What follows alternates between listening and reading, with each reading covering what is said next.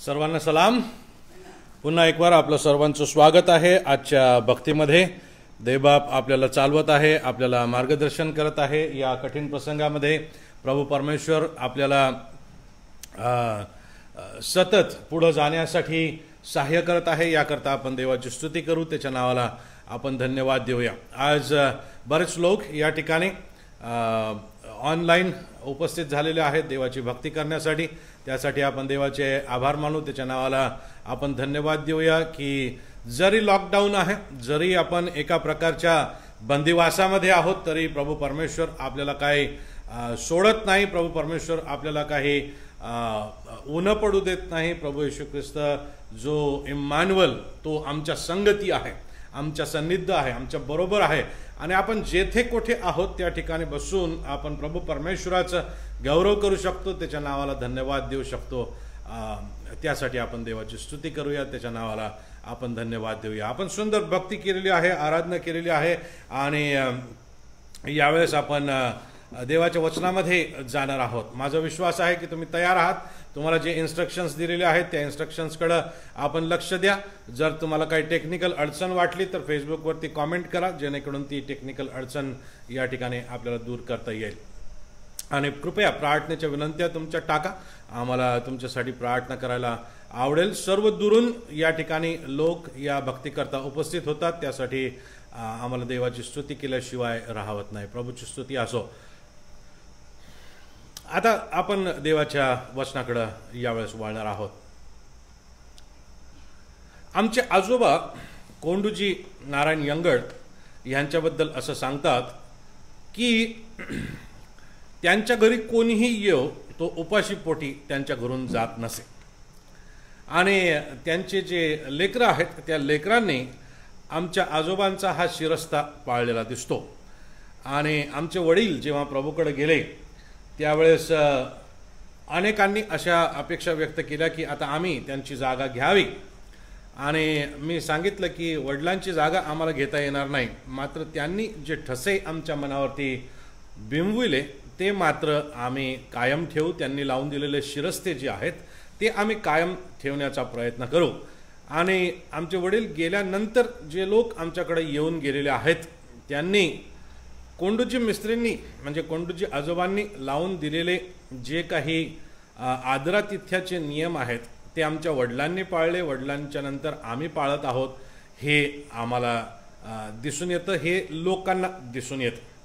आता मी हे आमच्या कुटुंबाबद्दल सांगत आहे, आमच्या घराण्याबद्दल सांगत आहे, परंतु माझा विश्वास आहे की आपल्या घराण्यामधील सुद्धा काही असे विशिष्ट नियम आहेत, काही असे विशिष्ट गोष्टी आहेत, काही विशिष्ट परंपरा आहेत, त्या तुम्ही तुमच्या पूर्वजांनी लावून दिलेल्या आहेत म्हणून करत आलेले आहात, पाळत आलेले आहात। त्या पूर्वजांनी तुमच्यावरती घडविलेले जे संस्कार आहेत ते संस्कार तुम्ही अगदी नेटाने पाळत आहात। त्यासाठी मला देवाची स्तुती करावीशी वाटते, त्याच्या नावाला धन्यवाद द्यावासं वाटतो। आज मला तुमचं लक्ष एका अशा घराण्याकडे वेधायचं आहे की ज्या घराण्यानं त्यांच्या पूर्वजांना लावून दिलेली परंपरा 300 वर्षपर्यंत पाळली। इतकंच केवळ नाही तर ते कुटुंब, ते घराणं इस्रायल राष्ट्रासाठी देवाच्या हातातील कित्ता बनले। असं कुटुंब ज्यांनी त्यांच्या पूर्वजांनी लावून दिलेली परंपरा 300 वर्ष पाळली आणि त्यामधून ते इस्रायल राष्ट्रासाठी देवाच्या हातातील एक कित्ता बनले। आणि ते कुटुंब दुसरं तिसरं कोणाचं नसून, ते घराणं दुसरं तिसरं कोणाचं नसून, या इर्मयाच्या 35व्या अध्यायामध्ये आपण जे वाचलेलं आहे रेखाब्यांचे घराणे, त्या घराण्याबद्दल आज आपण बोलणार आहोत। आणि मला या रेखाब्यांच्या घराण्याबद्दल बोलत असताना हे रेखाबी लोक म्हणजे केनी लोक, पवित्र शास्त्रामध्ये ज्यांचा उल्लेख केनी असा केलेला आहे, हे केनी लोक हे आहेत। आणि हमत नावाच्या माणसापासून या केनी लोकांचा इतिहास आपल्याला पवित्र शास्त्रामध्ये दिसतो। आणि अगदी मोशेच्या काळापासून इस्रायल लोक जेव्हा इजिप्तमधून बाहेर आले, मिस्रातून बाहेर आले, अगदी तेव्हापासून आपल्याला त्यांचा उल्लेख पवित्र शास्त्रामध्ये आलेला आहे असं दिसतं. तर त्यांच्याच वंशामधला, या केनी वंशामधलाच एक कोणीतरी रेखाब नावाचा होता, ज्याच्या नावाने त्यांचं केनी वंश हे नाव आता रेखाब्यांचं वंश असं बदलल्या गेलेलं आहे. आणि त्या वंशामधला एक पुरुष होऊन गेला, एक जबरदस्त व्यक्ती होऊन गेला. त्याचं नाव होतं योनादाब, किंवा त्याचा उच्चार यहोनादाब असा सुद्धा आहे. आणि त्या योनादाबाने येहू राजाच्या काळामध्ये एक परंपरा लावून दिली. हा योनादाब येहू राजाच्या काळामध्ये होऊन गेला. आणि तेव्हा त्यानं लावून दिलेली एक परंपरा अगदी 300 वर्ष नंतर, म्हणजे योशियाचा पुत्र यहोयाकीम या राजाच्या कालावधीमध्ये जेव्हा इर्मया संदेश देत आहे, तेव्हा त्याचे हे वंशज त्या ठिकाणी आहेत. आणि देवबाप त्या वंशाचा, त्या घराण्याचा उपयोग इस्रायल राष्ट्रावरती प्रभाव टाकण्याकरता, इस्रायल राष्ट्राला कित्ता होण्याकरता करतो. मला तुम्हाला एक प्रश्न आज विचारायचा आहे की तुमचं घराणं प्रभाव टाकणार आहे का? आणि तुमच्या घराण्यामधली अशी कोणती गोष्ट आहे जी प्रभाव टाकणारी आहे? या घराण्याचे, या रेखाबी घराण्याचे, रेखाबी, केनी आणि यहोनादाबाचं हे जे घराणं आहे, या घराण्याने जे प्रभाव टाकले, जो कित्ता मांडलेला आहे, त्याच्या आधारे आपण राष्ट्रीय प्रभाव पाडणाऱ्या घराण्याचे 7 गुणधर्म बघण्याचा प्रयत्न करणार आहोत. राष्ट्रीय प्रभाव टाकू शकणारं जे घराणं आहे, त्या घराण्याचे 7 गुणधर्म आम्ही आज बघणार आहोत. जी गोष्ट आहे ती तुमच्या या ठिकाणी लक्षात आलेली आहे, जी स्टोरी आहे ती तुमच्या या ठिकाणी लक्षात आलेली आहे. परमेश्वर यिर्मयाला म्हणतो, रेखाबाच्या घराण्याला एकत्र कर, मंदिरामध्ये आण, आणि मंदिरामध्ये आणून त्यांना द्राक्षरस प्यायला लाव. आणि यिर्मया देवाच्या वचनाप्रमाणे करतो. यिर्मयाला प्रभू परमेश्वरानं अनेक अशा गोष्टी करायला सांगितल्या, चिन्हात्मक करायला सांगितल्या, प्रतिकात्मक करायला सांगितल्या, ज्या आमच्या बुद्धी सामर्थ्याच्या पलीकडं असतील, किंवा आम्हाला सर्वसामान्य आमचं जे ज्ञान आहे, आमचा कॉमन सेन्स आहे, त्याच्या पलीकडच्या त्या बाबी आम्हाला वाटतील. परंतु यिर्मया अतिशय आज्ञापालन करणारा संदेष्टा होता. त्याने देवानं सांगितल्याप्रमाणे या रेखाब्यांना भक्ती मंदिरामध्ये एकत्र केलं आणि भक्ती मंदिराच्या एका कोठडीमध्ये त्यांना नेलं. आणि त्या ठिकाणी त्यांच्या समोर द्राक्षरसाचे प्याले भरून ठेवले, कटोरे भरून ठेवले, आणि त्यांना तो म्हणतो आहे की तुम्ही द्राक्षरस प्या. कल्पना करा, देवाचा प्रसिद्ध संदेष्टा, ज्या संदेशाला सर्वजण ओळखतात, त्या संदेष्ट्यानं तुम्हाला आणि मला आमंत्रण द्यावं, तेही भक्ती मंदिरामध्ये आमंत्रण द्यावं, भक्ती मंदिराच्या एका कोठडीमध्ये आमंत्रण द्यावं, आणि आमच्या समोर देवाला जे आवडत नाही, किंवा देवासाठी देवाच्या दृष्टिकोनातून जे वर्ज्य आहे, ते करण्यास आम्हाला सांगावं. आणि आमचा प्रतिसाद त्या क्षणी काय असेल?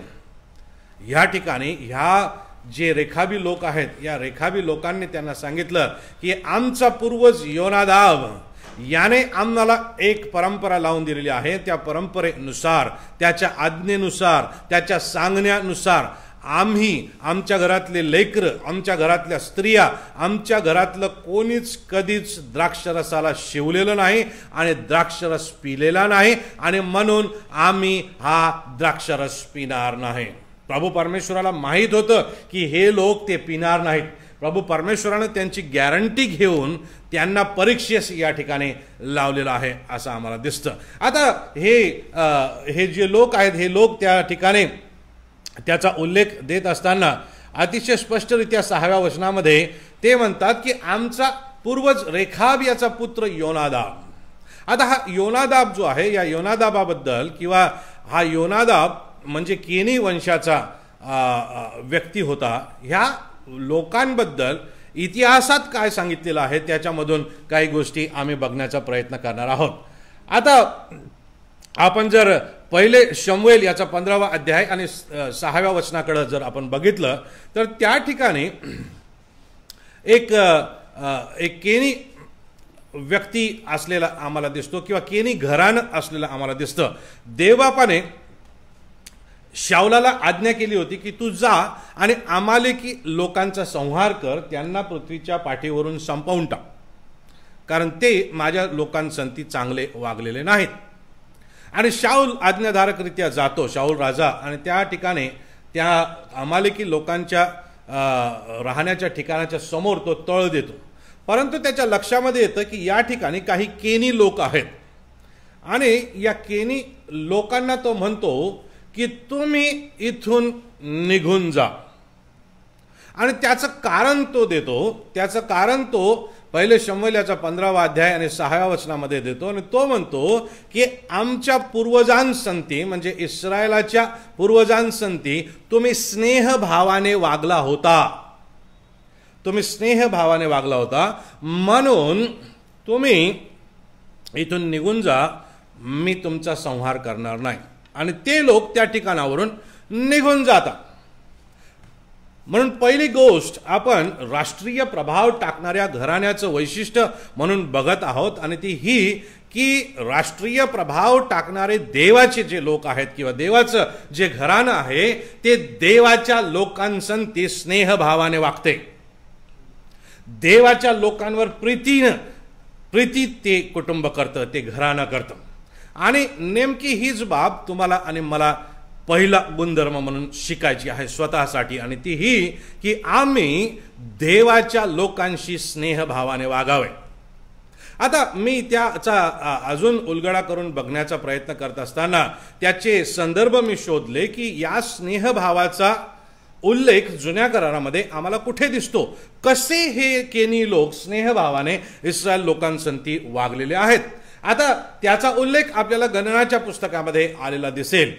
मोशेचा जो सासरा होता इथ्रो, त्याचा मुलगा होता होबाब, आणि हा होबाब इस्रायल लोकांसंती चालत आलेला आपल्याला दिसतो. आणि गणनाच्या पुस्तकामध्ये 10व्या अध्यायामध्ये आणि त्याचं वचन 29 ते 32 जर आपण वाचलं तर त्या वचनांमध्ये मोशे होबाबाला असं म्हणतो की तू आमच्या संती आम्हाला जो देश परमेश्वराने दिलेला आहे त्याच्यात चल, म्हणजे परमेश्वराने जसे आमचे बरे केलेले आहेत तसे आम्ही तुझेही बरे करू. तुम्हाला संदर्भ लिहून ठेवायची जर सवय असेल तर लिहून ठेवा. गणना याचं पुस्तक 10वा अध्याय आणि वचन 29 ते 32. मोशे त्याला म्हणतो की तू आमच्या संगती चल. अर्थात मोशेचा साळा असल्यामुळं किंवा मोशेचा पत्नीकडून नातेवाईक असल्यामुळं त्याला त्याची काळजी आहे हे आपल्याला दिसतंय. आणि मोशे 40 वर्षपर्यंत या सासऱ्याच्या घरी राहिलेला आहे हे सुद्धा आम्हाला माहीत आहे. आणि त्याचे आणि त्याच्या पत्नीच्या घराण्याचे घनिष्ठ संबंध आलेले आहेत. आणि आता ह्या प्रवासामध्ये सुद्धा ते लोक संती असताना मोशे त्यांना म्हणतो आहे की तुम्ही आमच्या संती चला, आम्ही तुमचं भलं करू. परंतु होबाब म्हणतो की नाही नाही, मला माझ्या पद्धतीनं जीवन जगायचं आहे, आम्ही लोक जे आहोत आम्ही निघून जाऊ. परंतु मोशे त्याला विनंती करतो आणि तो म्हणतो की ह्या जंगलामधली स्थळं कुठे तळ देण्यासाठी चांगली आहेत हे तुला चांगलं माहीत आहे, म्हणून तू आमच्या संती राहा आणि आमचा वाटाड्या हो.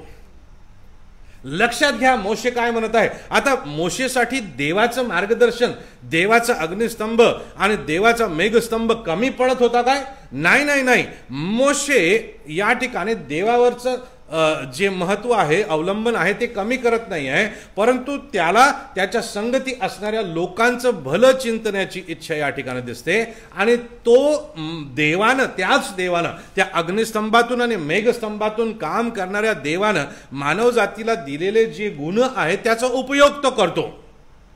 आणि मोशेची या ठिकाणी इच्छा आहे की होबाबाच्या ठाई असणारं हे चांगली सुरक्षित तळ कुठली आहेत हे ओळखण्याचं जे दान त्याला आहे त्या दानाचा सदुपयोग इस्रायलाला व्हावा.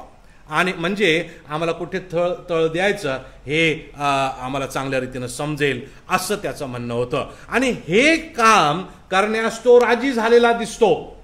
होबाब जो आहे केनी लोकांचा हा जो वंशज आहे, या रेखाब्यांचा हा जो वंशज आहे, योनादाबाचा हा जो वंशज आहे, या पूर्वज आहे, या पूर्वजाने इस्रायल लोकांना स्नेहभावाने मदत केलेली आहे, त्यांचा वाटाडी होऊन, मोशीची आज्ञा मान्य करून, त्यांच्या संगती चालून. प्रियानो, तुमच्या आणि माझ्या घराण्याबद्दल असं म्हणता येईल का की देवाचे जे निवडलेले लोक आहेत त्या निवडलेल्या लोकांसंती माझं घराणं नेहमी एकनिष्ठ राहिलेलं आहे? मी अनेक लोक असे बघितलेले आहेत चर्च ऑफ द नॅझरेनमध्ये, विशेषतः जे वडीलधारे लोक होऊन गेलेले आहेत, त्यांच्यापैकी अनेकांबद्दल मला पाळक लोकांनी हे साक्ष दिलेले आहे की हे विशिष्ट कुटुंब कधीच पाळकाच्या विरुद्ध कारवाया करण्यामध्ये गुंतलं नाही. त्यांनी नेहमी देवाच्या सेवकाचा सन्मान देवाच्या सेवकाला दिला. देवाच्या लोकांच्या विरुद्ध त्यांनी कधीच कारवाया केला नाही. देवाचे ख्रिस्ती लोक जे आहेत त्या लोकांच्या विरुद्ध त्यांनी कधीच काम केलं नाही. अनेकदा लोकांकडून चुका झाल्या, मात्र त्या चुका पोटात घालून त्यांना क्षमा करून त्यांना पुनर्स्थापित कसं करायचं आणि त्यांना पुढं कसं न्यायचं हेच नेहमी या लोकांनी बघितलेलं आहे. आज तुमच्या आणि माझ्या घराण्याबद्दल काय साक्ष देता येईल प्रियानो? आमच्या आजोबांबद्दल नेहमी सांगतात. आज बरेचदा आमच्या आजोबांचा उल्लेख येत आहे कारण त्यांचे ठसे आमच्या मनावरती बिंबलेले आहेत. त्यांचं असं नेहमी म्हणणं होतं की कोणाच्या पोटावर मारू नका, मारायचं असेल तर पाठीवर मारा. म्हणजे एखाद्याची चूक जर झाली तर त्याचा उदरनिर्वाह बंद होईल एवढी मोठी शिक्षा त्याला देऊ नका, त्याच्या पाठीवर शासन करा, म्हणजे ते तो सहन करू शकेल. त्याच्या पोटावर मारू नका, म्हणजे त्याचा उदरनिर्वाह बंद होऊ देऊ नका. प्रियानो, आज आमच्या घराण्याबद्दल काय साक्ष देता येईल? आमचं घराणं देवाच्या लोकांसंती स्नेहभावाने वागणारं आहे की देवाचे लोकांच्या जीवनामध्ये विष घालवण्याचं कार्य आम्ही करतो? देवाच्या निवडलेल्या लोकांच्या जीवनामध्ये अस्वस्थता कशी निर्माण होईल हे बघण्याचा आम्ही प्रयत्न करतो. देवाच्या लोकांचं जे सुरळीत चालू आहे ते बिघडेल कसं, कुठेतरी आग कशी लावून द्यायची आणि मग त्याची मजा घ्यायची, असल्या प्रकारची वृत्ती आमच्यामध्ये आहे काय? मला तुम्हाला सांगू द्या, ही वृत्ती दैवी नव्हे, ही वृत्ती ख्रिस्ताची नव्हे, ही वृत्ती सैतानी आहे. लबाडांचा बाप सैतान, त्यानं तुमच्या जीवनामध्ये केलेलं कार्य त्याच्यातून व्यक्त होतं, देवबापाचं कार्य व्यक्त होत नाही. राष्ट्रीय प्रभाव पाडणारं कुटुंब जर तुम्हाला आणि मला बनायचं आहे प्रियानो, तर या रेखाबी वंशाच्या लोकांसारखं देवाच्या लोकांसंती स्नेहभावाने प्रीतीनं वागणारे लोक तुम्हाला आणि मला बनावं लागेल. अनेकदा स्वतःचं नुकसान पत्करून आम्हाला समोरच्या व्यक्तीचं भलं चिंतावं लागेल, भलं करावं लागेल. का हो? कारण देवबाप क्षमा करणार आहे, देवबाप प्रीती करणार आहे, देवबाप पुनर्स्थापना करणार आहे, देवबाप पुनर्वसित करणार आहे. देवबाप आमच्या पापांवर पांघरून घालून आम्हाला शुद्ध करून आम्हाला नवीन जीवन जगण्याची संधी देणार आहे. आम्ही स्नेहभावाने वागणारे असू, देवाच्या लोकांशी स्नेहभावाने वागणारे असू. प्रभू येशू ख्रिस्ताच्या भाषेत जर हे समजून घ्यायचं, प्रभू येशू ख्रिस्त तर म्हणतो की तुम्ही फक्त शेजाऱ्या संतीच नाही, तुम्ही जे आपले आप्त स्वकीय आणि देवाचे लोक आहेत त्यांच्यात संती नव्हे, तर तुम्ही अगदी शत्रूंवर सुद्धा प्रीती करा. आमेन. पहिली गोष्ट, राष्ट्रीय प्रभाव टाकणाऱ्या कुटुंबाचं पहिलं वैशिष्ट्य ही आहे की ते देवाच्या लोकांसंती स्नेहभावाने वागतात, प्रीतीनं वागतात. आम्ही आणि आमचं कुटुंब स्नेहभावाने वागत आलेलो आहोत का? दुसरी गोष्ट जेव्हा आम्ही बघतो आणि ती ही आहे की हेच लोक पुढं आपल्याला शाऊल राजाच्या कालावधीमध्ये दिसतात आणि त्याचा उल्लेख आपण केलेला आहे. त्या ठिकाणी शाऊल त्यांना म्हणत आहे की तुम्ही इथून निघून जा, तुम्ही इथून निघून जा, मी तुमचा संहार करणार नाही, मी तुम्हाला मारून टाकणार नाही. यावरून दुसरा गुणधर्म आम्हाला दिसतो, देवाच्या निवडलेल्या राष्ट्रीय प्रभाव टाकू शकणाऱ्या कुटुंबाचा, घराण्याचा दुसरा गुणधर्म आम्हाला दिसतो आणि ते हे आहे की ते देवाच्या हातून संरक्षण अनुभवणारे लोक होते. देवाच्या हातून संरक्षण अनुभवणारे लोक होते. पहिले शमूएल याचं 15वा अध्याय 6वं वचन हे अगदी त्याचाच आम्हाला उल्लेख देतं, हे अगदी त्याचंच उदाहरण तुम्हाला आणि मला देतं. प्रियानो, शाऊल राजाला शमूएलानं सांगितलेली जी आज्ञा होती, त्या देवाची जी आज्ञा होती त्याचं पालन करत असताना देवबापानं त्याच्या सार्वभौमत्वामध्ये शाऊलाचा ताबा घेऊन या पूर्वजांसंती, या देवाच्या लोकांसंती स्नेहभावाने वागणाऱ्या लोकांचे जे वंशज आहेत त्या वंशजांचं संरक्षण केलेलं आहे. जेव्हा तुम्ही आणि मी देवबापाच्या लोकांसंती स्नेहभावाने वागतो, आमच्या पिढ्यांचं संरक्षण करण्याची जबाबदारी देवबाप घेतो. आणि मोशेचा कालावधी कुठे आणि आता शाऊल राजाचा कालावधी कुठे, या दोन घटनांमध्ये शेकडो वर्षांचं अंतर आहे. या शेकडो वर्षांनंतर सुद्धा परमेश्वर विसरलेला नाही की हे लोक माझ्या लोकांसंती स्नेहभावाने वागलेले आहेत. परमेश्वराचा सेवक विसरलेला नाही की हे लोक त्या ठिकाणी माझ्या लोकांसंती स्नेहभावाने वागलेले आहेत. तुमचे आणि माझं स्नेहभावाने वागणं परंपरेनं हजारो वर्षांपर्यंत ठसा निर्माण करून जाऊ शकतं. प्रियानो, तुमचं आणि माझं देवबापाच्या इच्छेप्रमाणे चालणं हजारो वर्षांपर्यंत ठसा उमटवून जाऊ शकतं आणि तुमचं आणि माझं संरक्षण करण्यास पूरक ठरू शकतं. आज तुमच्या आणि माझ्या संरक्षणाची आम्हाला काळजी वाटते काय? मला तुम्हाला सांगू द्या, जर तुम्ही स्नेहभावाने वागणारे आहात, जर तुम्ही देवाच्या लोकांसंती चांगले वागणारे आहात, तर देव तुमचं आणि माझं संरक्षण केल्याशिवाय राहणार नाही. याचं मोठं उदाहरण हे घराणं आहे, हे कुटुंब आहे. म्हणून घाबरून जाऊ नका. आपल्या अवतीभोवतीच्या परिस्थितींना, आपल्यावर येणाऱ्या संकटांना घाबरून जाऊ नका, कारण देवबाप तुमचं आणि माझं संरक्षण करण्यास समर्थ आहे. म्हणून दुसरा गुणधर्म हा आहे की तुम्ही आणि मी देवावरती अवलंबून राहून संरक्षण अनुभवलं पाहिजे. आता योनादाब जो आहे, या योनादाबानं त्यांना स्पष्ट रीतीनं सांगितलेलं दिसतं आणि त्याच्या डोक्यामध्ये, त्याच्या रक्तामध्ये हा विचार जो आहे वेगळं राहण्याचा, हा विचार अगदी होबाबापासून असलेला आम्हाला दिसतो.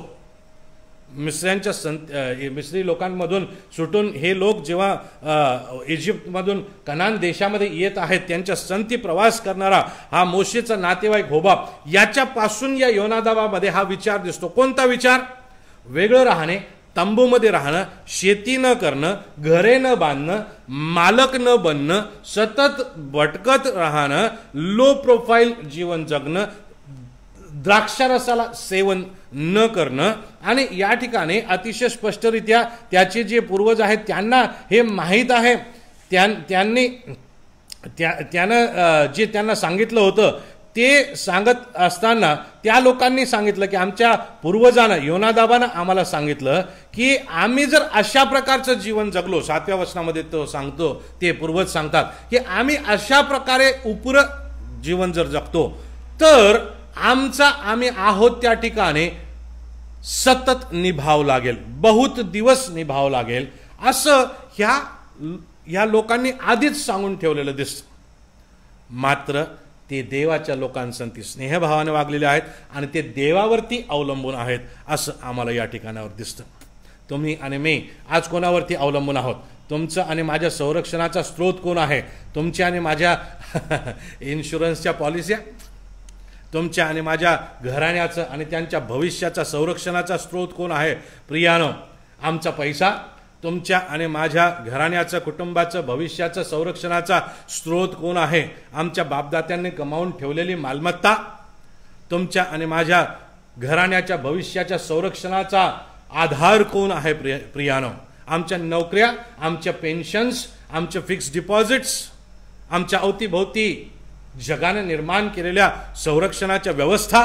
मला तुम्हाला सांगू द्या, देव जर संरक्षण करता आहे तर मग आम्हाला दुसऱ्या कोणत्याही संरक्षणावरती अवलंबून राहण्याची गरज नाही, कारण देव आमचं संरक्षण केल्याशिवाय राहणारच नाही. तर दुसरी बाब आम्ही बघतो जो राष्ट्रीय प्रभाव टाकणाऱ्या घराण्याचा गुणधर्म आहे, आणि तो हा आहे की ते देवावरती आपल्या संरक्षणासाठी अवलंबून राहतात. देवाच्या हातून संरक्षण ते अनुभवतात. प्रिया, तिसरी बाब, जेव्हा योनादाब अस्तित्वात होता, रेखाबाचा मुलगा योनादाब, हा आता अहाब राजा जो होऊन गेला इस्रायलाचा, या अहाब राजाला आणि त्याची पत्नी जी आहे इजबेल, हिला एलियानं शाप दिलेला आम्हाला दिसतो. त्यांच्या विरोधात एलियानं देवाच्या सांगण्यानुसार त्यांचं काय होईल, ते कसे उद्ध्वस्त होतील हे सांगितलेलं दिसतं. आणि त्याच भविष्यवाणीमध्ये आम्हाला असं लक्षामध्ये येतं की एलियानं सांगून ठेवलं होतं की हे सगळे लोक जे देवाच्या इच्छेच्या विरुद्ध वागतात,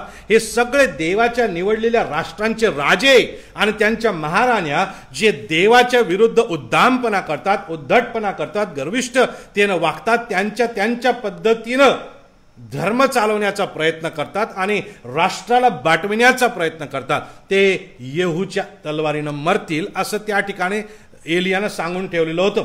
आणि जेव्हा येहू हा इस्रायल लोकांचा, यहूद्यांचा राजा झालेला दिसतो प्रियानो, त्यावेळेस तो या अहाबाच्या नातेवाईकांचा नाश करायला निघलेला असताना, देवाच्या विरुद्ध वागणाऱ्या लोकांचा नाश करायला निघलेला असताना तो रथामध्ये जात आहे आणि रथात जात असताना त्याला योनादाब भेटतो.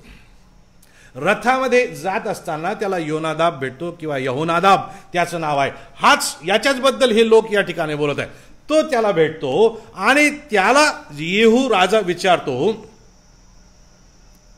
की माझं तुझ्याविषयी जसं मन शुद्ध आहे तसं तुझं मन माझ्याविषयी शुद्ध आहे काय? लक्षामध्ये घ्या प्रश्न काय आहे प्रियानो.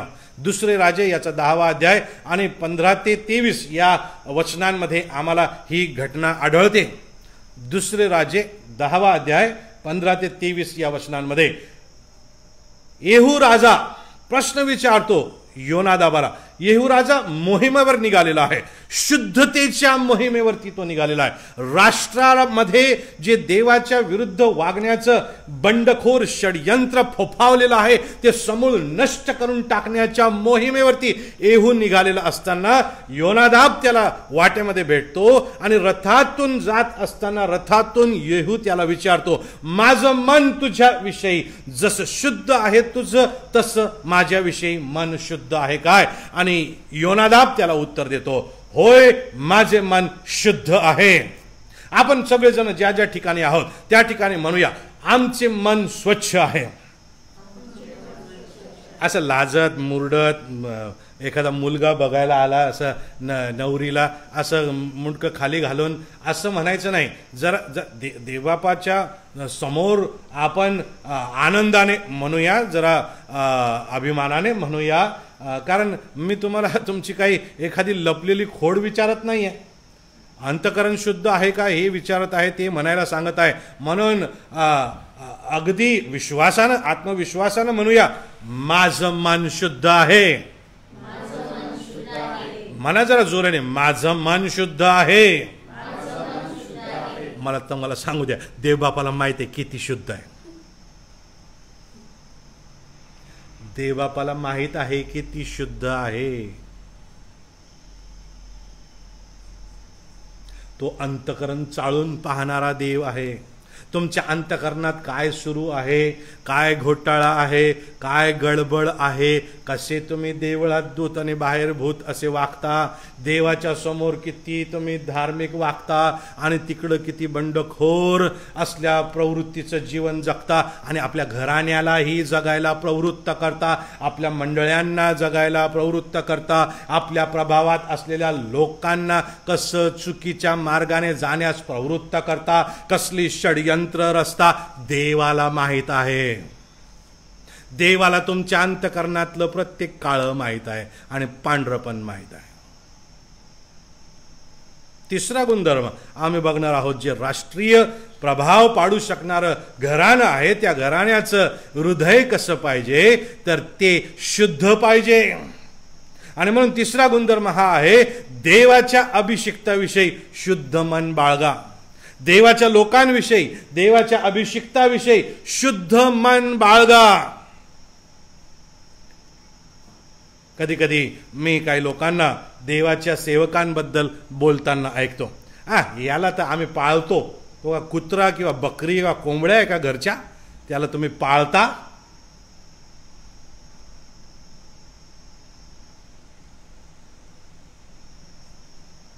देवाच्या सेवकांबद्दल आमच्या मनामध्ये शुद्धता आहे का? देवाच्या लोकांबद्दल आमचं मन शुद्ध आहे का? की त्यांच्या विरुद्ध कट कारस्थानं आमच्या अंतकरणामध्ये सतत सुरू असतात? देवाच्या लोकांबद्दल, त्यांच्या संपत्तीबद्दल, त्यांच्या मालमत्तेबद्दल, त्यांच्या प्रॉपर्टीजबद्दल काय सुरू आहे? आमच्या अंतकरणांमध्ये देव बघतो आणि त्याबद्दलचा झाडा घेतल्याशिवाय राहणार नाही तो. कोणीही तुम्ही असा, देवाचे सेवक असा, सर्वसाधारण ख्रिस्ती असा, एखाद्या संस्थेचे विश्वस्त असा, अधिकारानं बनलेले असा, नाहीतर जबरदस्तीनं घोटाळे करून भ्रष्टाचारी वृत्तीनं बनलेले असा, देव तुमचं अंतकरण बघतो आणि त्याचा झाडा घेतल्याशिवाय तो राहणार नाही. तिसरा गुणधर्म लक्षामध्ये घ्या, देवाच्या अभिषिक्ताविषयी शुद्ध मन बाळगा. या योनादाबानं देवाचा जो अभिषिक्त आहे, देवाच्या कामगिरीवर जो निघलेला राजा आहे, त्याच्याबद्दल अंतकरण शुद्ध त्यानं ठेवलेलं आहे. त्याच्या बदल्यामध्ये मी काहीतरी कटकारस्थान करेल, त्याला मी उडवून टाकेल किंवा त्याचा विध्वंस करेल. जे देवाने नाकारलेले आहेत त्यांच्याशी हात मिळवणी करून वैयक्तिक फायद्यासाठी मी देवाच्या लोकांच्या विरोधात वागेन, असल्या प्रकारचे दुटप्पी विचार त्याच्या मनामध्ये अजिबात दिसत नाहीत. आणि म्हणूनच की काय, त्याच्या विश्वासूपणाबद्दल, त्याच्या या चांगुलपणाबद्दल, त्याच्या या उत्तम गुणधर्माबद्दल, त्याच्या सरळ हृदयाबद्दल देवबापानं त्याला असा प्रभाव दिलेला आहे प्रियानो, की तो मरण पावल्यानंतर, तो होऊन गेल्यानंतर 300 वर्षानंतर त्याचे जे वंशज आहेत ते त्यानं लावून दिलेले नियम पाळत आहेत. द्राक्षरसाच्या थेंबाला सुद्धा 300 वर्षापर्यंत यांच्या पिढीतल्या कोणीच स्पर्श केलेला नाही. आमेन. देवबाप आमचे आणि आमच्या घराण्याचे प्रभाव असे दणकट बनवतो, असे जबरदस्त बनवतो. आम्ही जर देवाच्या दृष्टीनं जे शुद्ध आहे ते जतन केलं तर, आम्ही जे देवाच्या दृष्टीनं उत्तम आणि स्वच्छ आणि स्पष्ट आणि पवित्र आहे त्याच्या मागे लागलो तर, देवाच्या अभिषिक्ताविषयी शुद्ध मन बाळगा. चौथी गोष्ट, हाच योनादाब त्याच्या संगती जातो आणि जेव्हा येहू या देवाच्या विरुद्ध वागणाऱ्या लोकांना अगदी योजनाबद्धरित्या साफ करण्याचं काम करत आहे, तेव्हा यहोनादाब किंवा योनादाब येहूच्या संगती असलेला आम्हाला दिसतो. त्याच्या रथातच तो बसलेला नाही, तर येहू त्याला म्हणाला होता की माझ्या संती चल आणि देवाविषयी माझ्या ठाई असणारी आस्था जी आहे ती बघ. आणि देवाच्या अभिषिक्ताच्या अंतकरणामध्ये देवाबद्दल आणि देवाच्या राज्याबद्दल असणारी आस्था जी आहे ती आस्था बघत असताना त्यानं स्वतः त्याच्या संगती उपस्थित राहून त्या देवाच्या अभिषिक्ताचे हात मजबूत केलेले आहेत प्रियानो. त्याचे हात मजबूत केलेले आहेत. आणि हा चौथा गुणधर्म आहे राष्ट्रीय प्रभाव पाडू शकणाऱ्या घराण्यांचा. ते देवाच्या सेवकाचे हात नेहमी मजबूत करतात. त्यांचे हात अशक्त कसे होतील हे बघण्याच्या ऐवजी त्यांचे हात मजबूत कसे होतील हे बघण्याचं काम ते सतत करतात. सदैव ते देवाचं राज्य बांधून कसं काढता येईल, त्याच्यात खेळ कशी बसवता येईल, त्याला भगदाडं कसे पाडता येतील हे त्यांचं काम नाही. नेहम्याचं जीवन आपण बघितलं जुन्या करारामध्ये तर आम्हाला दिसून येतं की यरुशलेमेच्या पडलेल्या भिंती वापस बांधून काढण्यासाठी त्यानं काम केलेलं आहे. आणि त्या ठिकाणी नेहम्याचं पुस्तक वाचा, त्या ठिकाणी अनेक कुटुंब होते, त्या कुटुंबाने ठिकठिकाणी भगदाडं बुजवण्याचं काम केलेलं आहे. देवाच्या सेवकाचे हात त्याने मजबूत केलेला आहे. मोशेचं उदाहरण आम्हाला आठवतं, एकदा युद्ध चालू असताना गुणधर्म या ठिकाणी देवबापाने असा दिलेला होता की जोवर मोशेचे हात वर राहतील तोवर इस्रायल राष्ट्र त्या ठिकाणी विजय पावणार होतं. आणि तो थकत असे आणि त्याचे हात खाली येत असत. आणि त्या ठिकाणी 2 तरुण आपल्याला दिसतात की त्यांनी लक्षामध्ये घेतलं की देवाच्या सेवकाचे हात मजबूत करण्याचं काम आमचं आहे. त्यांनी जाऊन त्या देवाच्या सेवकाचे हात उंच केले. तुम्ही तुमच्या कुटुंबाबद्दल, तुमच्या घराण्याबद्दल काय सांगू शकता? देवाच्या कुटुंबाचे हात मजबूत करण्याचं कार्य तुमच्या कुटुंबाने आजवर केलेलं आहे की त्यांचे हात नाजूक करण्याचं काम केलेलं आहे. त्यांचे हात कुचकामी करण्याचे, त्यांचे हात कुचके करण्याचे काम. अनेकदा आमच्या जीवनामध्ये आम्हाला असं दिसून येतं की लोक देवाच्या अभिषिक्ताचे हात बांधून काढण्याऐवजी, त्यांना मजबूत करण्याऐवजी, त्यांना सहारा देण्याऐवजी, त्यांना टेका देण्याऐवजी त्याच्या विपरीत काम करत राहतात. आणि मला तुम्हाला सांगू द्या, घराण्यांमध्ये डोकावून बघा, आशीर्वाद नाहीये, आशीर्वाद नाहीये. जे देवाच्या सेवकांचे हात मजबूत करतात, देव त्यांचे घराणे मजबूत करून टाकतो प्रियानो, त्यांच्या पिढ्या मजबूत करून टाकतो प्रियानो. 300 वर्षांनंतरही हे लोक देवाच्या नजरेमध्ये इतके मजबूत असे सापडलेले आहेत की ते इस्रायल राष्ट्रासाठी कित्ता झालेले आहेत. तुम्ही आणि मी, आमचं कुटुंब कोणत्या दृष्टिकोनातून कित्ता आहोत राष्ट्रासाठी प्रियानो. देवाची इच्छा आहे की तुमच्या आणि माझ्या घराण्यांचा उपयोग राष्ट्रासाठी कित्ता म्हणून उपयोगात आणावा. देवाची इच्छा आहे की तुम्हाला आणि मला या राष्ट्रांसमोर एक उदाहरण म्हणून, एक कित्ता म्हणून देवबापाने वापरावं, उपयोगात आणावं. कल्पना करा, 300 वर्ष हे या लोकांनी घर बांधलेलं नाही, 300 वर्ष या लोकांनी एका ठिकाणी ते राहिलेलं नाही, 300 वर्ष यांनी द्राक्षारस पिलेला नाही, 300 वर्ष जे सगळी लक्झरी आहे त्या लक्झरीला सतत नाही म्हणत ते आलेले आहेत. कदाचित यांच्या मनामध्ये असा भाव त्या योनादाबाने निश्चित करून ठेवलेला असेल की आम्ही या जगाचे नाही म्हणून या जगात प्रेमात पाडणार, या जगात ढासळवणार, या जगात आम्हाला ढिल्लं करून टाकणार, या जगामध्ये अस्थिर करून टाकणार, या जगामध्ये आम्हाला करप्ट करून टाकणार, भ्रष्ट करणार, असं कोणतंच कार्य आणि कोणत्याच गोष्टीच्या प्रेमात आम्हाला पडायचं नाही. आम्ही असंच जीवन जगू, इस्रायला सारखं भटकत भटकत भटकत, आणि एक दिवशी त्या देवाच्या संगती आमच्या अख्ख्या घराण्यांसोबत, पिढीसोबत आम्ही चालले जाऊ. देवबाप आज आम्हाला प्रश्न विचारत आहे की आम्ही कोणाचे हात मजबूत करत आहोत. आमच्यापैकी काही लोक ख्रिस्ती प्रॉपर्ट्यांवरती अगदी डाव धरून बसलेल्या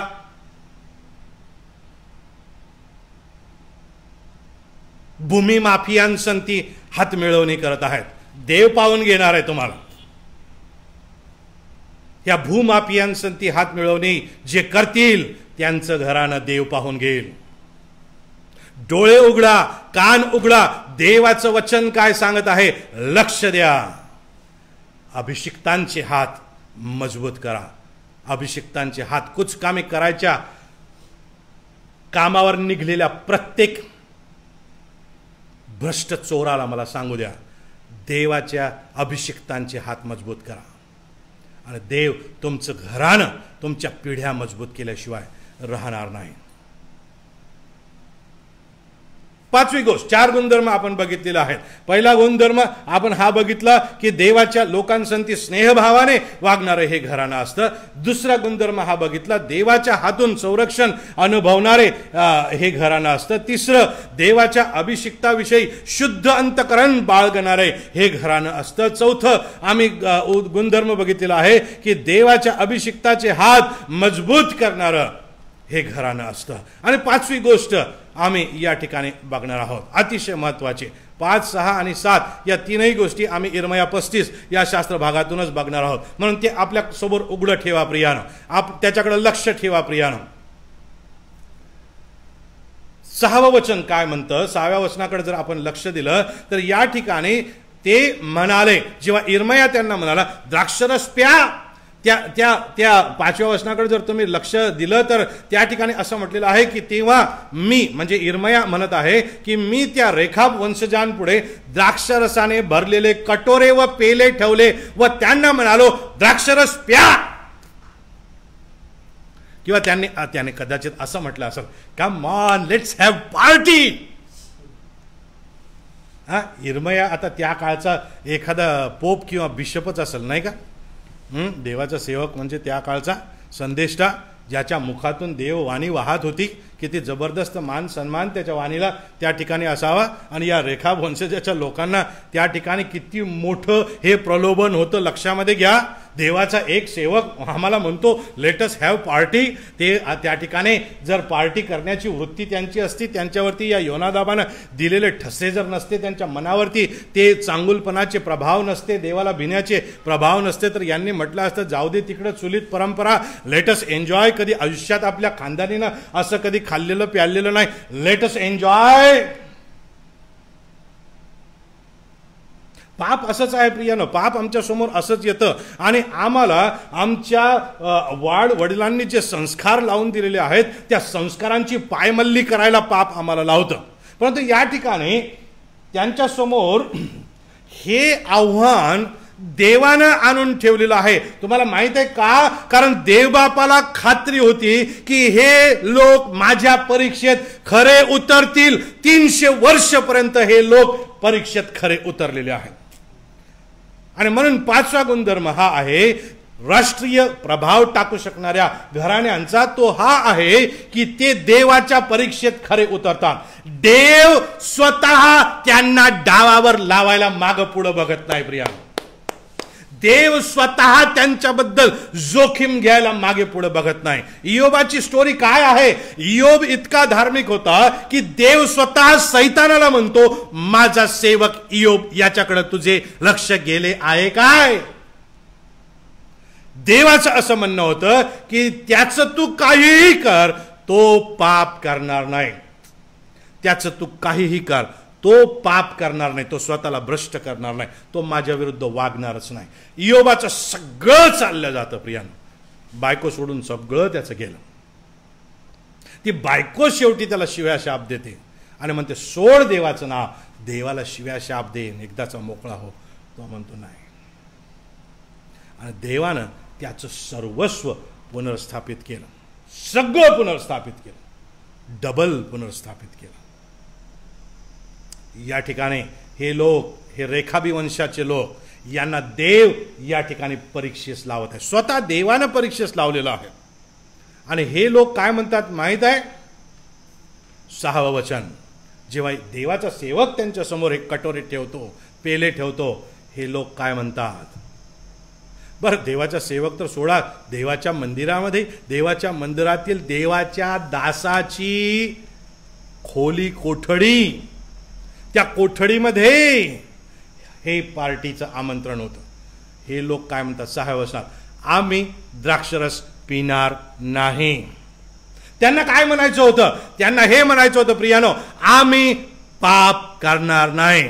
त्यांना काय म्हणायचं होतं प्रियानो? त्यांना म्हणायचं होतं आम्ही भ्रष्टाचाराला खत पाणी घालणार नाही. त्यांना काय म्हणायचं होतं? आम्ही देवाच्या निर्बंधाची पायमल्ली करणार नाही.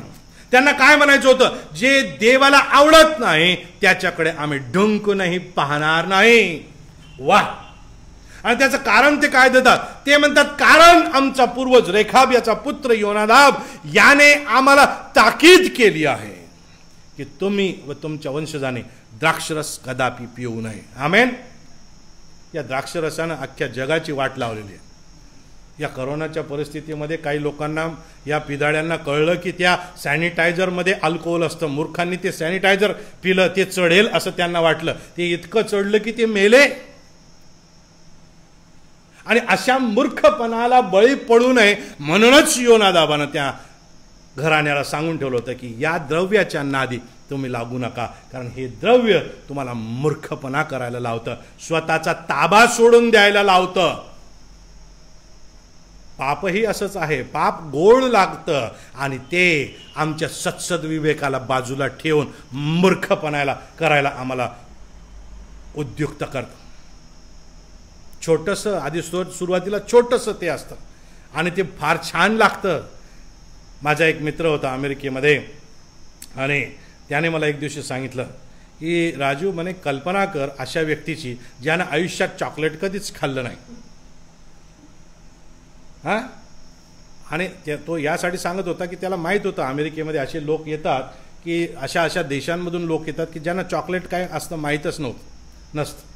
मग तो म्हणे नंतर ते चॉकलेट छोटासा तुकडा त्यांना द्या. सुरुवातीला ते लोक म्हणे असं वेडं वाकडंच पाहतात, काय देत आहे आपल्याला चौकनी हे चॉकलेटी कलरचं काय कसं लागेल काय नाही, त्यांच्या मनामध्ये प्रश्न असतात. आणि तोंडात ठेवल्याबरोबर ते चघळायला लागतात आणि हळूहळू त्याची चव लागते आणि मग ते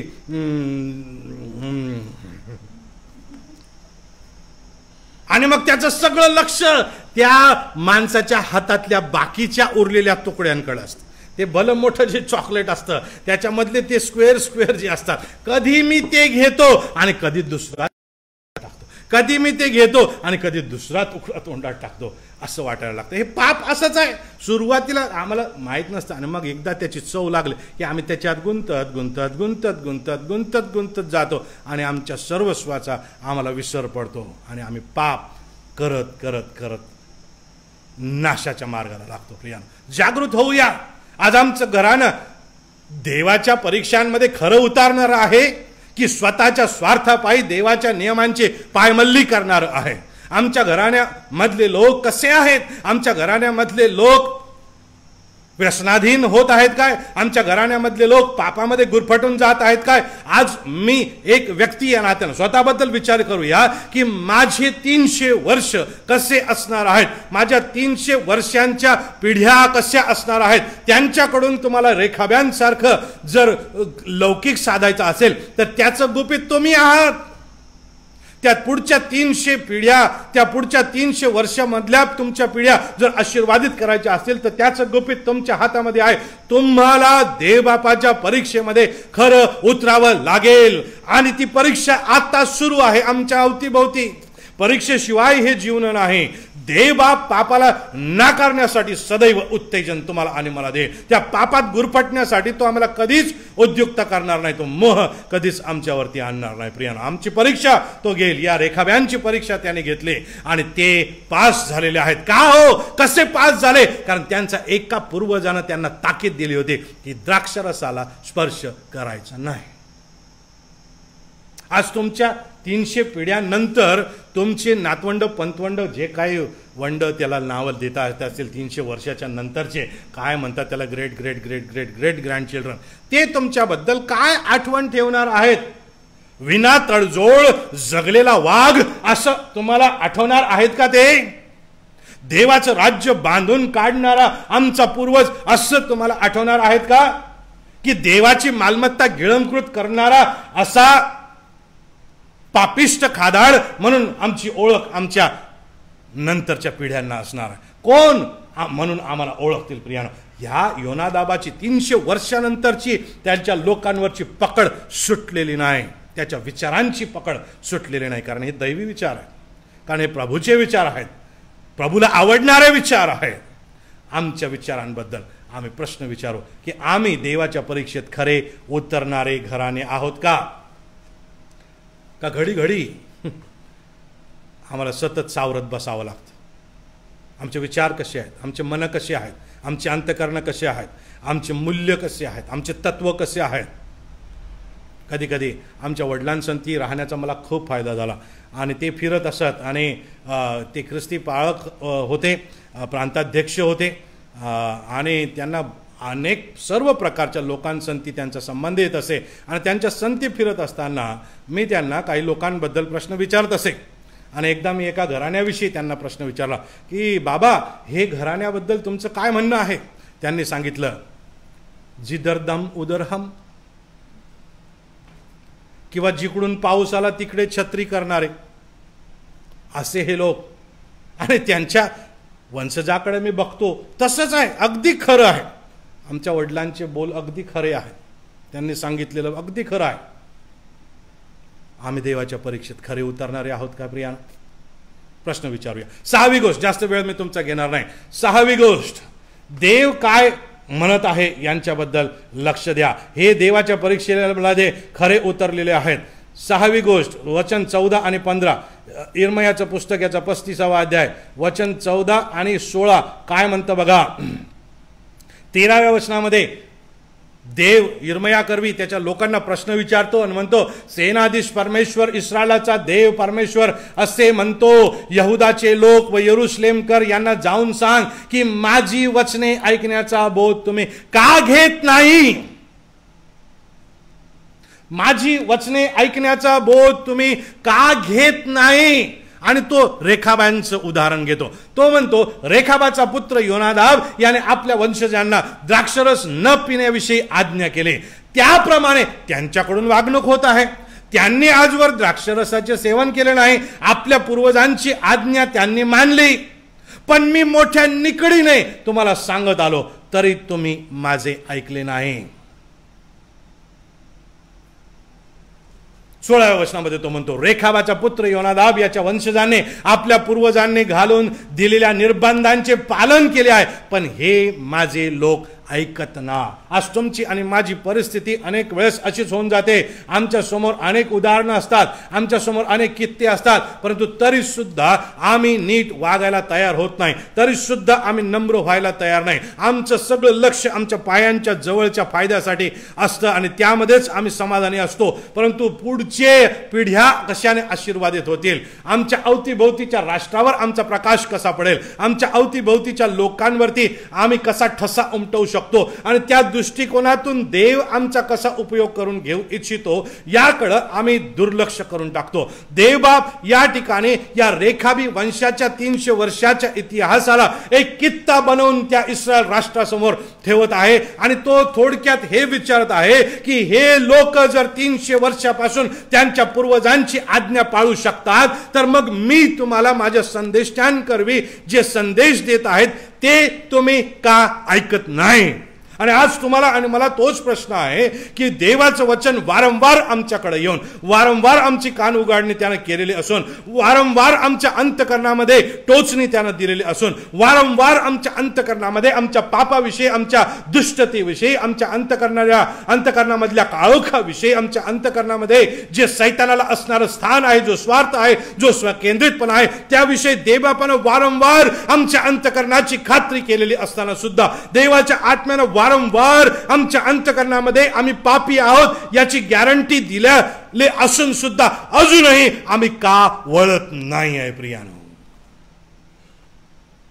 देवाची ही ओरड आहे, देवाची ही ओरड आहे आणि आमच्या अवतीभोवती आता जे सुरू आहे तो त्याचा परिणाम आहे. तुम्ही आणि मी जे ख्रिस्ती आहोत, तुम्ही आणि मी जे जिवंत देवाला ओळखणारे जिवंत देवाचे लेकर स्वतःला म्हणवतो ना, तुम्ही आणि मी जास्त जबाबदार आहोत या करोनाच्या परिस्थितीमध्ये. प्रियानो, आम्ही गुडघ्यावरती येणं गरजेचं आहे. जग येईल तेव्हा येईल, परंतु आम्हाला त्यांचा कित्ता बनायचा आहे, आम्हाला पश्चाताप करायचा आहे, आम्हाला आमच्या स्वकेंद्रितपणापासून बाजूला सरायचं आहे, आम्हाला आमचा स्वार्थीपणा टाकून द्यायचा आहे, आम्हाला आमच्या अंतकरणातलं पाप मान्य करून कबूल करून त्याच्याबद्दल क्षमा मागावी लागणार आहे, आम्हाला आमचे दुष्टतेचे मार्ग सोडून द्यावे लागणार आहेत, आम्हाला आमच्या स्वार्थाला आणि स्वकेंद्रितपणाला फाटा द्यावा लागणार आहे आणि ख्रिस्ताला स्थान द्यावं लागणार आहे. प्रियानो, दुट्टप्पी जीवन आम्ही जगू शकत नाही, दुट्टप्पी जीवन आम्ही जगू शकत नाही किंवा त्याच कारणास्तव आम्ही जर जीवन जगत राहिलो प्रियानो, तर कधी हा घाला आमच्यावरती येईल सांगता येत नाही. कधी आमची प्राणज्योत मालवेल आणि कधी आम्ही या पृथ्वीच्या पाठीवरून कायमचे पुसले जाऊ हे सांगता येत नाही. म्हणून जागृत व्हा.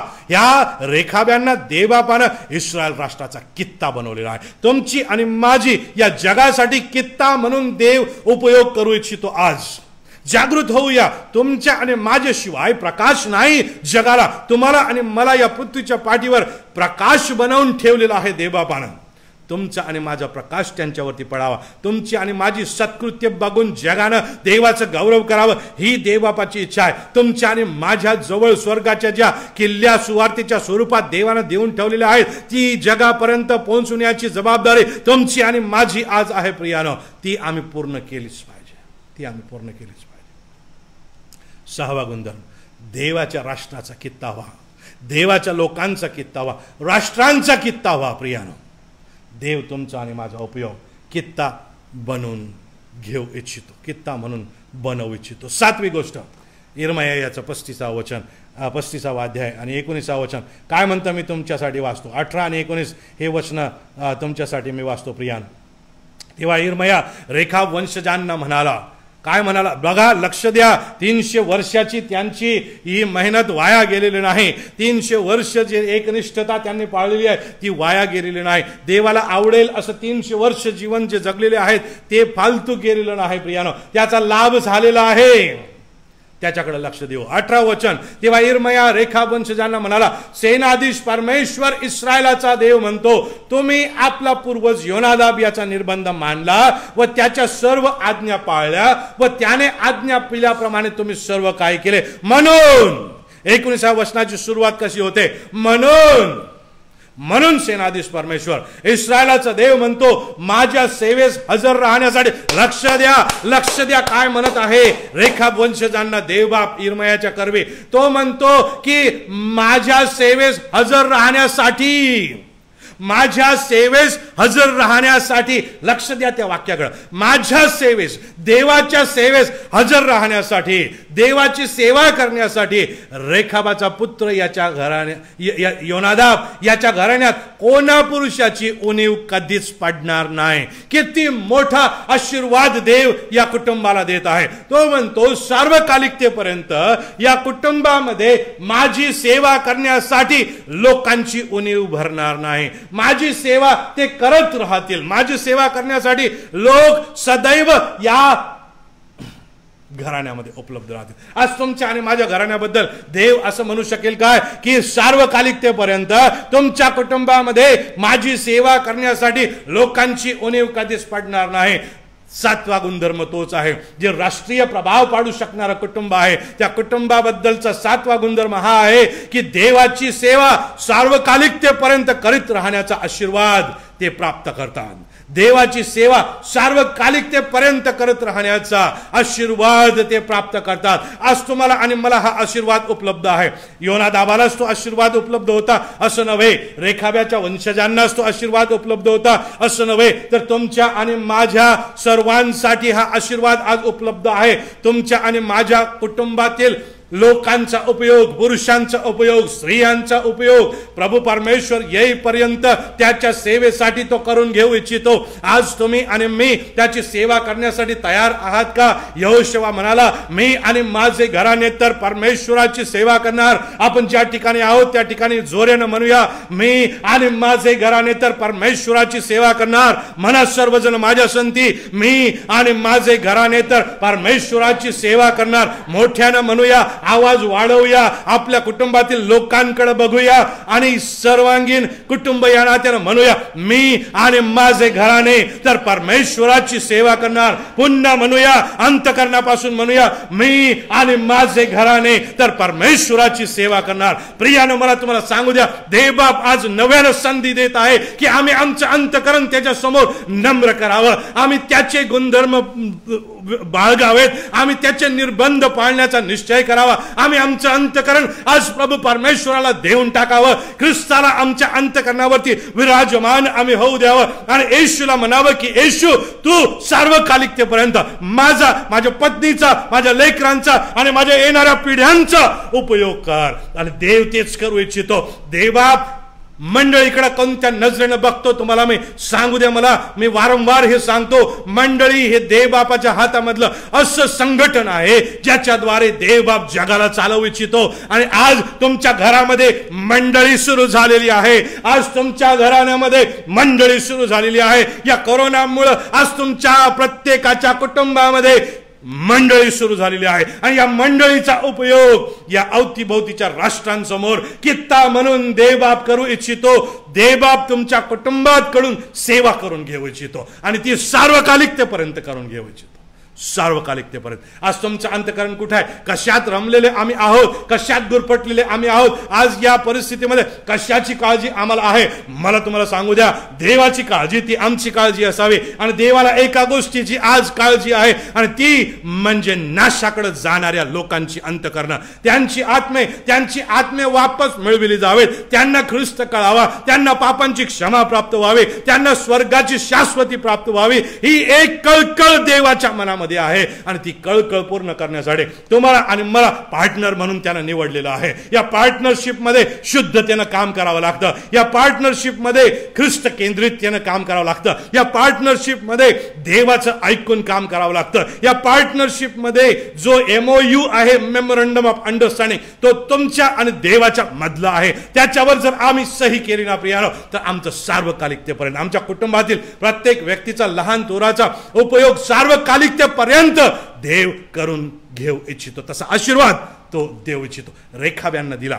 आणि मला तुम्हाला आनंदाची बातमी सांगू द्या, काही यात्रेकरू शास्त्राचे अभ्यासक आहेत, ते इस्रायल राष्ट्रामध्ये आणि ह्या यरुशलेमेच्या अवतीभोवतीच्या राष्ट्रांमध्ये फिरत असताना त्यांच्यापैकी एकानं असं म्हटलेलं आहे की तो यात्रा करत असताना त्याला एक दिवशी एक पुरुष भेटला आणि त्या पुरुषाला त्यानं विचारलं की तू कोण आहेस, तू कोणाचा वंशज आहे? त्याने सांगितलं मी होबाबाचा वंशज आहे. त्याने सांगितलं मी होबाबाचा वंशज आहे, मी केनाईट आहे.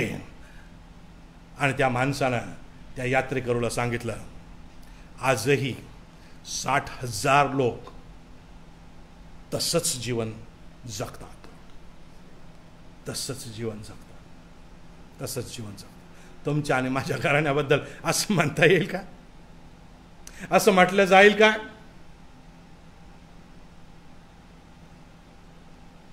देवाची आज इच्छा आहे तुम्ही आणि मी राष्ट्रीय प्रभाव पाडणारे घराणे असावे. आज जर आपण ते राष्ट्रीय प्रभाव पाडणारं घराणं होऊ इच्छिता आणि आपल्या शेकडो पिढ्या त्या प्रभाव टाकण्याच्या कामी लागलेले बघू इच्छिता, देवाच्या हातात सेवक म्हणून आपल्या वंशजांना जर बघू इच्छिता प्रियानो, तर उजळणी करूया. आम्ही कसे आहोत, आमचं जीवन कसं आहे, हे 7 गुणधर्म आमच्या जीवनामध्ये आम्हाला दिसतात का? देवाच्या लोकांशी आम्ही स्नेहभावाने वागणारे आहोत काय? देवाच्या हातून संरक्षण अनुभवण्यासाठी त्याच्यावरच अवलंबून राहणारे आम्ही आहोत काय? देवाच्या अभिषिक्ताविषयी शुद्ध मन बाळगणारे आम्ही आहोत काय? देवाच्या अभिषिक्तांचे हात मजबूत करणारे आम्ही आहोत काय? देवाच्या परीक्षेत खरे उतारणारे आम्ही आहोत काय? देवाच्या लोकांसाठी कित्ता म्हणून आम्ही जीवन जगत आहोत काय? आणि देवाची सेवा सार्वकालिकतेपर्यंत करीत राहण्याचा आशीर्वाद आम्ही प्राप्त केलेला आहे. आज तो आशीर्वाद उपलब्ध आहे. आज जर तुम्हाला तुमच्या मनामध्ये वाटतं प्रियानो की आम्हाला तो आशीर्वाद पाहिजे, देवा आज आम्हाला तो आशीर्वादित करा. आपलं अंतःकरण नीट करा, आपलं अंतःकरण सरळ करा, आपलं अंतःकरण येशूच्या समोर उघडं करून ठेवा. त्याच्याशिवाय या आशीर्वादाची पूर्ती होऊ शकत नाही. त्याच्याशिवाय या आशीर्वादाची पूर्ती होऊ शकत नाही. आपल्या अंतःकरणामध्ये पाप जर असेल, कबूल करा, सोडून द्या, क्षमा मागा, येशूच्या निर्बंधाप्रमाणे चाला, येशूच्या निर्बंधाप्रमाणे चाला. देवबाप तुम्हाला आशीर्वाद द्या.